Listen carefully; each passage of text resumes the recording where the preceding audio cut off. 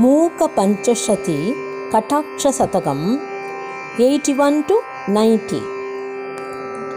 कामाक्षि केऽपि सुजनाः त्वदपाङ्कसङ्गे कण्ठेन कन्दलित कालिमसम्प्रदायाः उत्तं सकल्पित चकोर कुटुम्बपोषा नक्तं दिव प्रसव भूनयना भवन्ति नीलोत्पल प्रसव कान्ति निदर्शनेन कारुण्य विभ्रमजुषा तव वीक्षणेन कामाक्षि कर्म जलधेः कलशीसुतेन पाशत्रयाद्वयममी परिमोचनीयाः अत्यन्तचञ्चलम् अकृत्रिमम् अञ्जनं किं जङ्कारभङ्किरहिता किमु भृङ्गमाला धूमाङ्कुरः किमु हुताशन सङ्गहीनः कामाक्षि नेत्ररुचि नीलिमकन्दलीते कामाक्षि नित्यमयम् अञ्जलिरस्तु मुक्तिं बीजाय विभ्रममतोदय घूर्णिताय कन्दर्पदर्प पुनरुद्भवसिद्धिताय कल्याणदाय तव देवि दृगञ्चलाय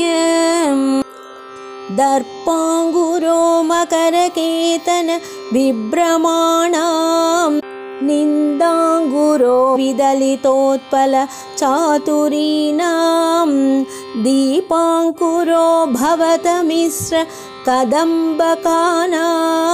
कामाक्षि पालयतु मां त्वदपाङ्गपादः कैवल्य दिव्यमणिरोहण पर्वतेभ्यः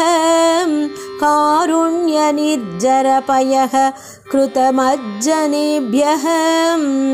कामाक्षि किङ्करिदशङ्कर मानसेभ्यः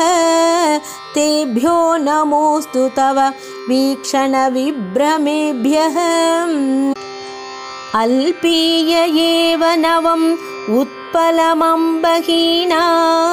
मीनस्य वा सरणिः अम्बुरुहां च किं वा दूरे मृगीदृक् असमञ्जसमञ्जनं च कामाक्षि वीक्षणरुचौ तव तर्कमायः मिश्रीभवत्करल अंकिल शङ्करोरः सीमाङ्गणे किमपि रिङ्खन मातधानः हेलावधूतललित श्रवणोत्पलोऽसौ कामाक्षि बाल इव राजति ते कटाक्षः प्रौढीकरोति विदुषां नवसूक्तिधाटी चूताट वीक्षुबुध कोकिल लाल्यमानं माध्वीरसं परिमलं च निरर्गलं ते कामाक्षि वीक्षण विलास वसन्तलक्ष्मीः कूलङ्कषं वितनुते करुणाम्बुवर्षी सारस्वतं सुकृदिनः सुलभं प्रवाहं तुच्छीकरोति यमुनाम्बुतरङ्गभङ्गीं